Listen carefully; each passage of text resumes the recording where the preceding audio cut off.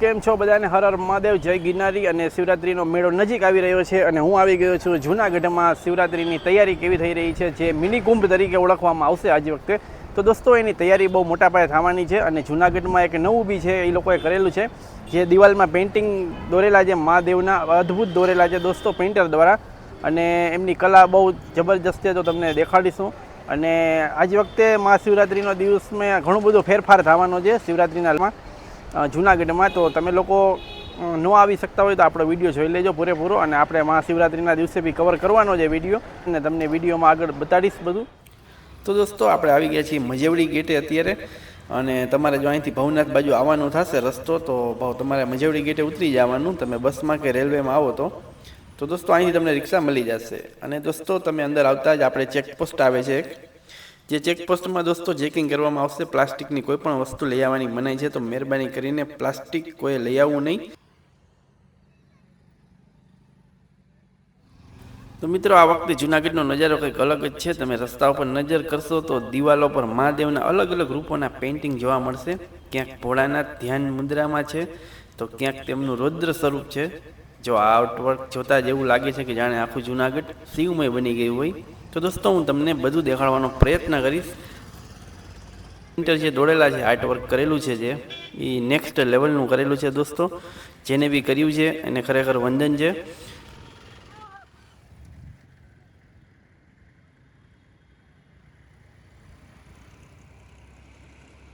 જીવ પૂર્યો છે, એની પૂરી મહેનત આપી દીધી છે દોસ્તો આજ વખતે. અને તમે લોકો જો જૂનાગઢમાં આવવાના આજુબાજુમાં નજીક હોય તો આવવાના હોય તો કોમેન્ટમાં હર હર મહાદેવ લખી દેજો. કેમ કે મિની કુંભ મેળો જે થવાનો છે એ બહુ જબરજસ્ત થવાનો છે. તમે આ મારા વિડીયોમાં જોઈ શકજો. આખી તૈયારી જ એવી રીતના થાય છે કે ત્યાં તમને જવાની ઈચ્છા થશે જ.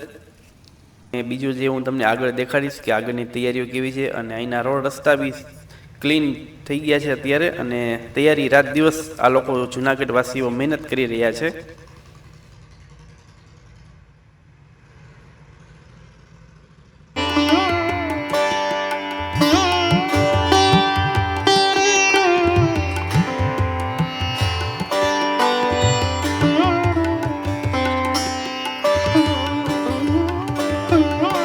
તો દોસ્તો અત્યારે આપણે આવી ગયા છીએ ભવનાથ તળેટીના મુખ્ય ગેટ ઉપર, જે મિની કુંભ અને મહાશિવરાત્રિની શરૂઆત થવાની છે એ ગેટ છે દોસ્તો. આ મેઇન ગેટ છે જૂનાગઢનો, અને પાછળ તમે જોઈ શકો છો ગઢોગઢ ગિરનારના દર્શન પણ તમે કરી શકો છો. મસ્ત વાતાવરણ છે દોસ્તો. અને જૂનાગઢમાં અત્યારે રસ્તાઓ અને જૂનાગઢ વાસીઓ અત્યારે પૂરજોશમાં કામ કરી રહ્યા છે, અને તમે અંબાજીનો દ્રશ્ય જોઈ શકો છો.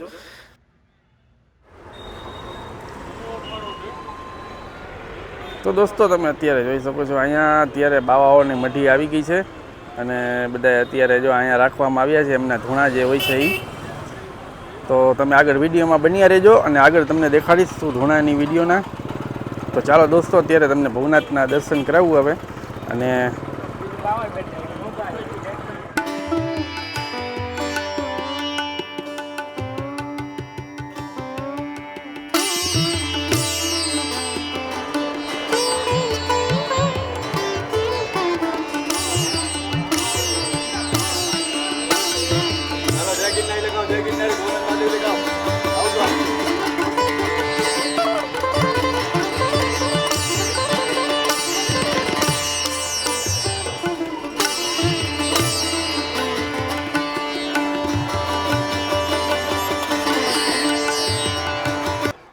તો આ છે ભવનાથ મહાદેવ મંદિર, અને આમને તમને મહાદેવ મંદિરના અંદર જઈ આપણે અને દર્શન કરાવું તમને.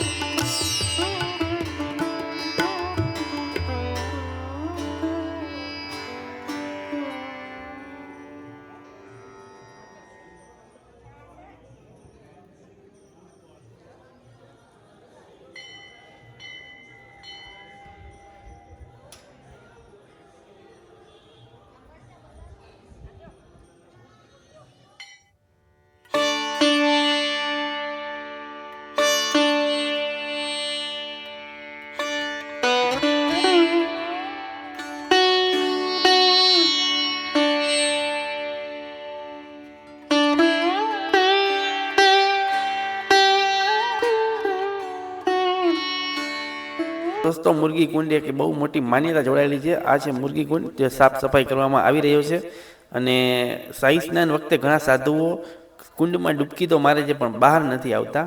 માન્યતામાં એવું કહેવાય છે કે નવનાથ અને 84 સિદ્ધો આજે પણ અહીં સક્ષમ રૂપે વાસ કરે છે અને સ્નાન દરમિયાન કેટલાક સિદ્ધ પુરુષો સીધા જ અદૃશ્ય થઈ જાય છે એવું માનવામાં આવે છે દોસ્તો। અને આ વડલો અને બહુ જૂના પુરાણ એક છે જે અને આ મુર્ગી કુંડનું અત્યારનું તો આ છે કારણ। અને અત્યારે મહાશિવરાત્રિમાં મિની કુંભમાં જે ઘણા સાધુઓ જે સ્નાન કરશે એ આમાં સ્નાન કરવાના છે।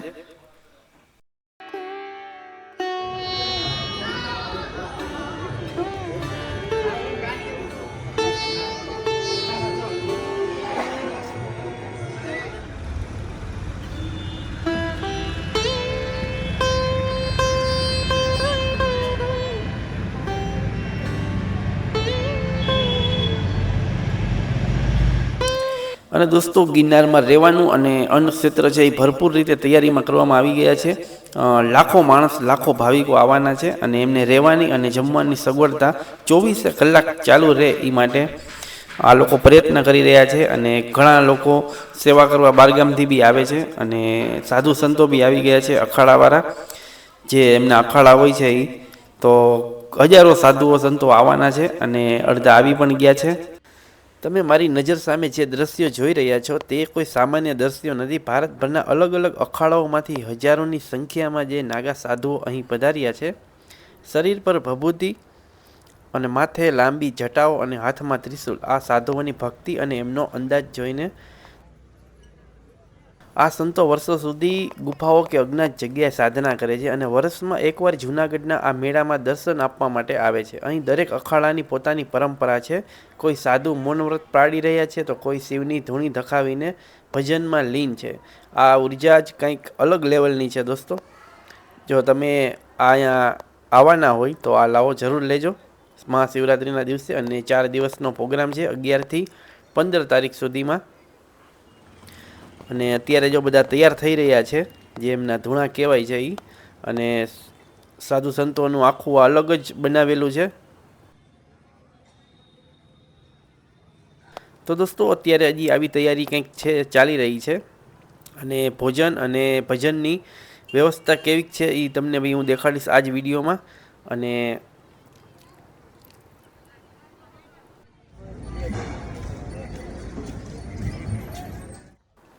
તો દોસ્તો અત્યારે આખા ગુજરાતભરમાંથી અને આખા ભારતભરમાંથી જે સેવા કરવા માટે આવે છે લોકો એ અત્યારે આવી ગયા છે। તમે જોઈ શકો છો વિડીયોમાં તૈયારી બહુ સારી રીતે કરી રહ્યા છે। અત્યારે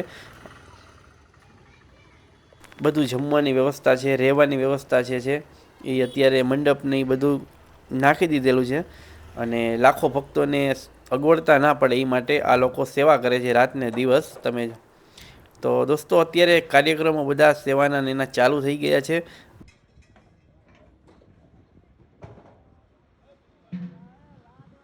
ઘણા લોકોએ મોટા મોટા ડ્રોમ અને ભજન અને સંતવાણી આખી રાત 24 કલાક ચાલુ રહેવાની છે। તો દોસ્તો હું તમને વિડીયોમાં દેખાડીશ શિવરાત્રિના દિવસે બી આપણો વ્લોગ આવી જશે કેવો માહોલ છે।